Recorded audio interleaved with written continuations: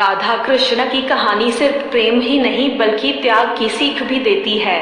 क्या आपको पता है कि राधा के अंतिम समय में श्री कृष्ण ने उन्हें अपनी बांसुरी की मधुर धुन सुनाई।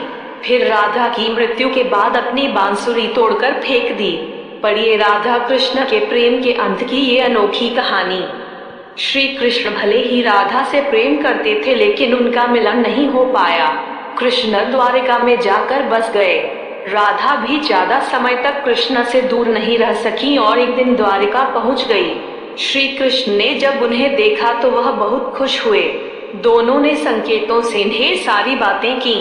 हालांकि राधा को वहां कोई नहीं जानता था। राधा के कहने पर श्री कृष्ण ने उनको महल में काम पर रख लिया। राधा महल में ही रहने लगी।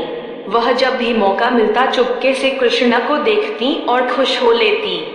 ऐसा लंबे समय तक चलता रहा। एक दिन राधा अचानक महल से चली गई। उन्होंने किसी को नहीं बताया कि वह कहाँ जा रही है, मगर श्री कृष्ण जानते थे कि वह कहाँ जा रही है। राधा का शरीर अब जवाब दे रहा था। उनका अंतिम समय निकट आ रहा था, इसलिए वह श्री कृष्ण से दूर रहने लगी। एक दिन उन्हें श्री कृष्ण की बहुत याद आई। वह बस अपने कान्हा की एक झलक पाना चाहती थीं। जब कृष्ण को पता चला तो वे तुरंत राधा के पास पहुंच गए। राधा अपने कृष्ण को सामने देखकर बहुत खुश हुई। राधा की मृत्यु को करीब देखते हुए श्री कृष्ण ने उनसे कुछ मांगने के लिए कहा, मगर राधा ने इनकार कर दिया। राधा बोली कि आप मेरे सामने हैं, इसके अलावा मुझे और कुछ नहीं चाहिए।